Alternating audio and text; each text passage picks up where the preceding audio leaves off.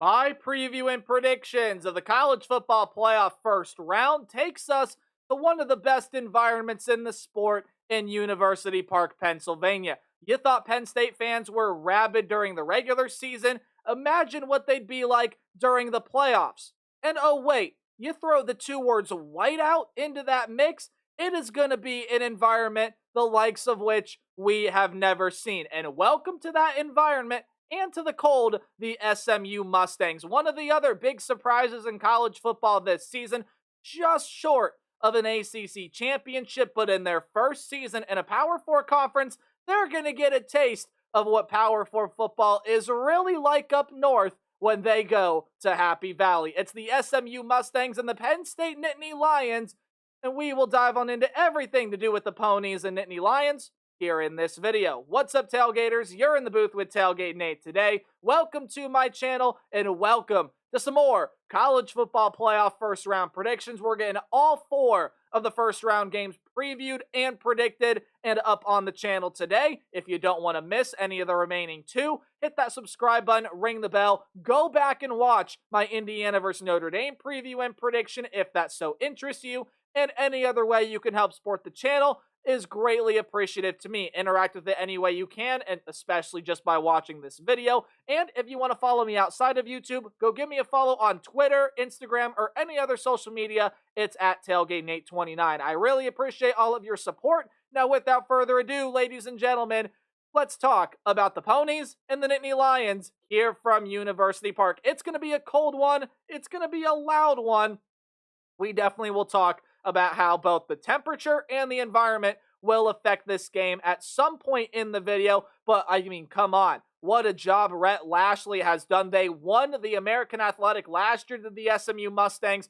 First season in a Power 4 program. They were the top dog in the ACC all season long. Well, most of the season, apart from the Miami Hurricanes. But they were undefeated in conference play in the championship game.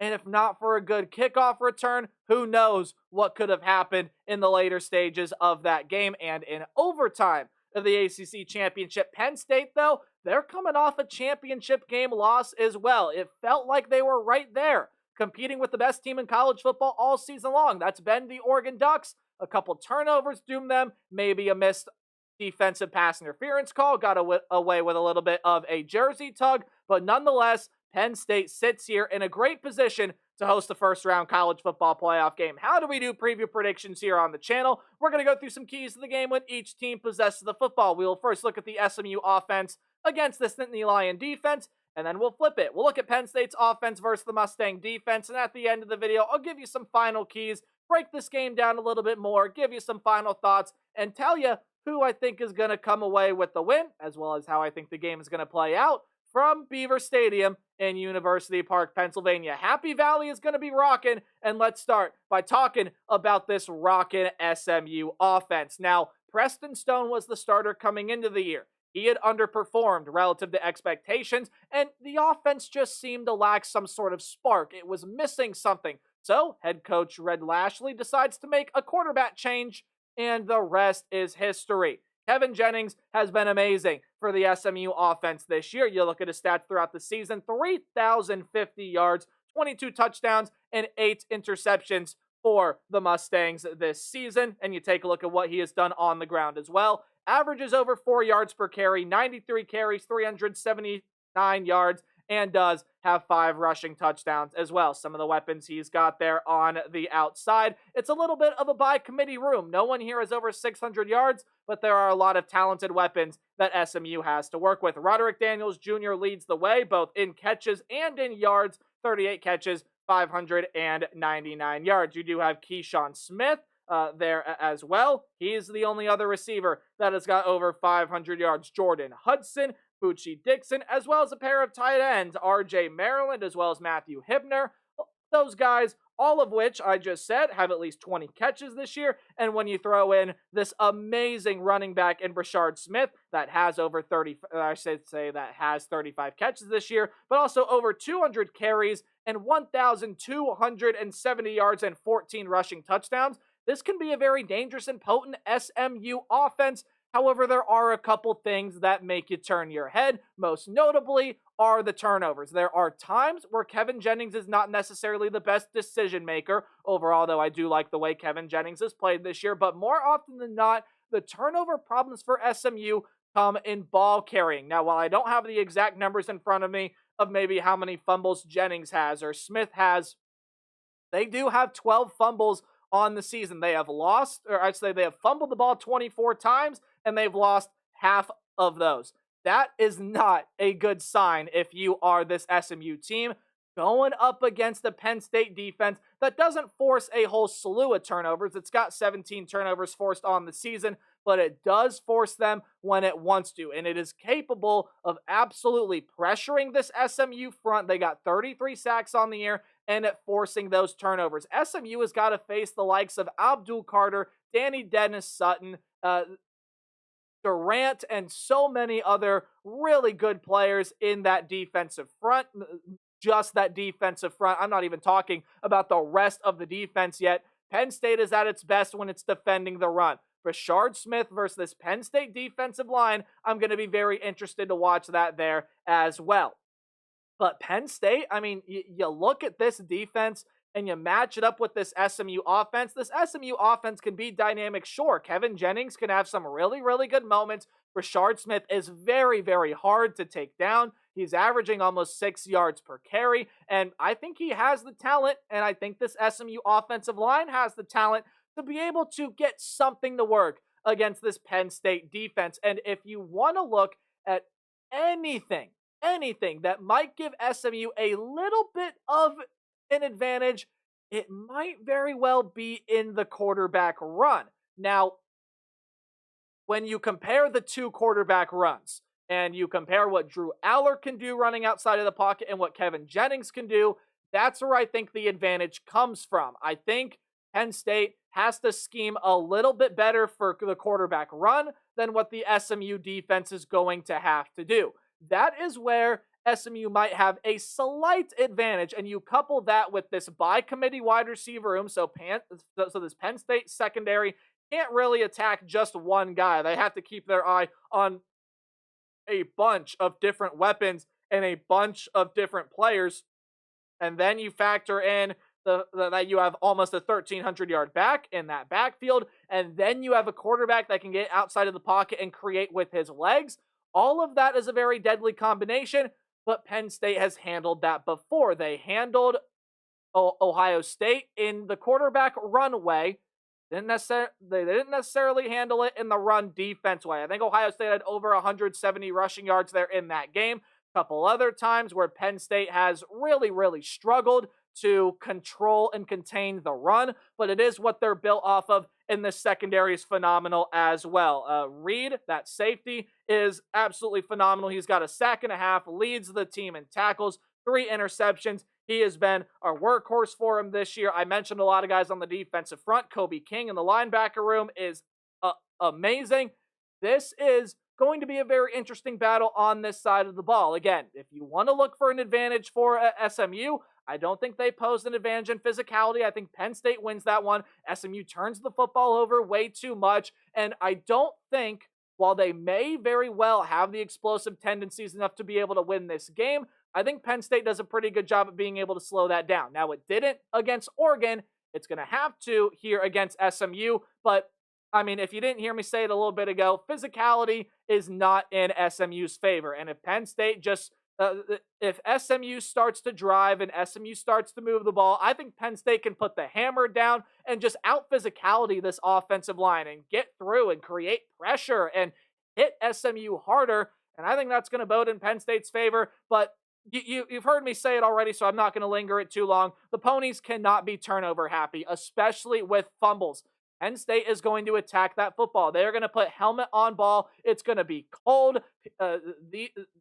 This SMU team is going to feel the hits. If they are turning the football over too in this loud and raucous of an environment, it's going to be a very long day. SMU has got to do everything they can, much easier said than done, in trying to quiet this ravenous whiteout environment. Now, when you take a look at Penn State, I do want to ask one question first when you look at Penn State offensively.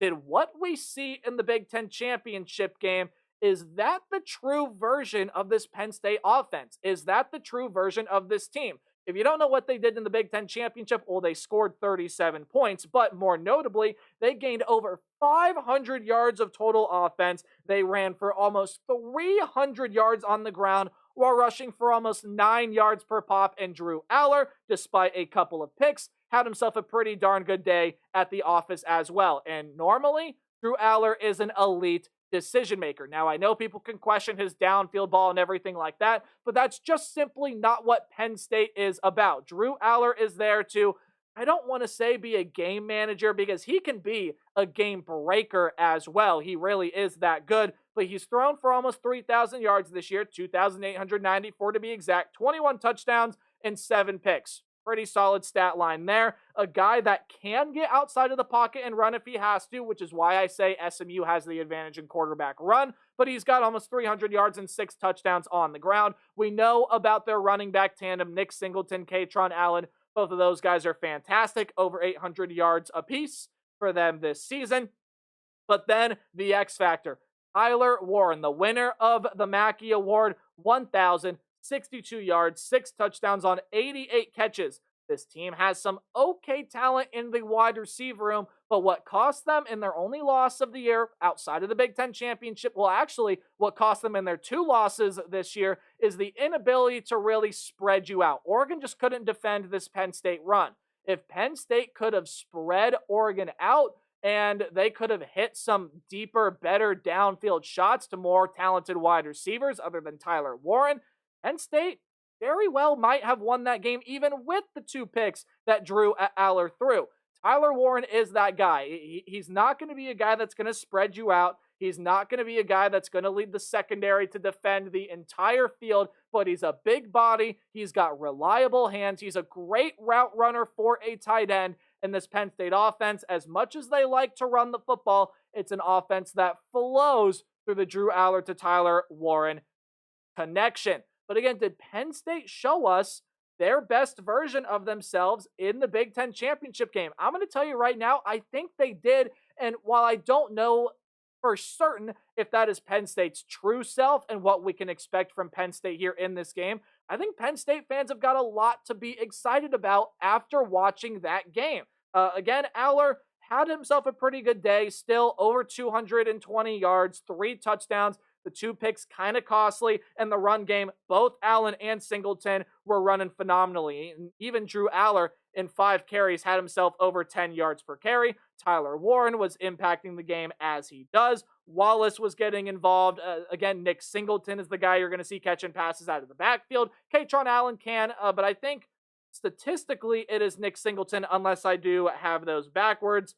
Yes, I do. Statistically, it is Singleton, but Katron Allen can catch passes out of the backfield there as well. And it's a really talented Penn State offensive front, and it's an offense that doesn't turn the football over. Now, the reason why I say Penn State needing to really spread teams out here, well, it's what cost them against Ohio State. Ohio State had elite talent in that secondary, and Penn State couldn't beat it.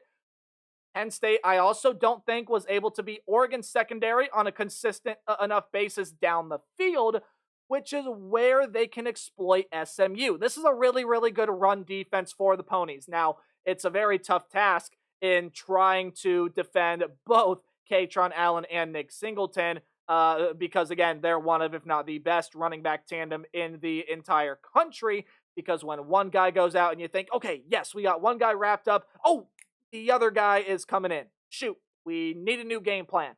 But this SMU defensive front, I think, is ready for it. They've been a good rush defense all year, even though I don't think they faced a rushing attack quite like what they're going to face against Penn State here. Sure, they faced Phil Maffa in Charlotte in the ACC Championship game. But this defensive front has got to be able to affect the game in sacks and in tackles for loss. They got 40 sacks this year. You got to be able to pressure Drew Aller, but also, with what we've seen in Aller's ability to get outside of the pocket, you have to be able to contain him and limit his explosiveness when he's able to break, contain, and get outside.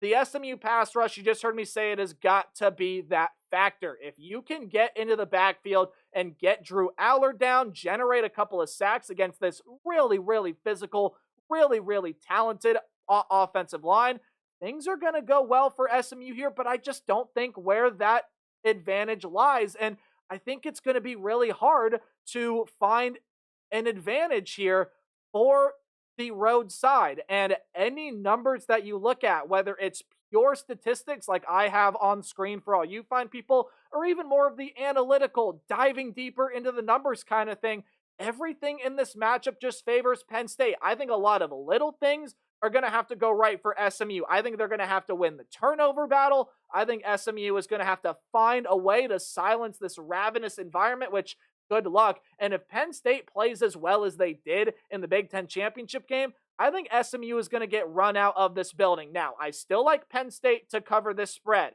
but unlike the Notre Dame and Indiana game, in which I think Notre Dame is going to be able to control this tempo, I think SMU is going to be able to have some moments here. I think Kevin Jennings and company are built, maybe not necessarily for this moment, but are built really well. And I think they're going to be able to contend and compete pretty solidly. Now, do I think SMU is going to win the football game?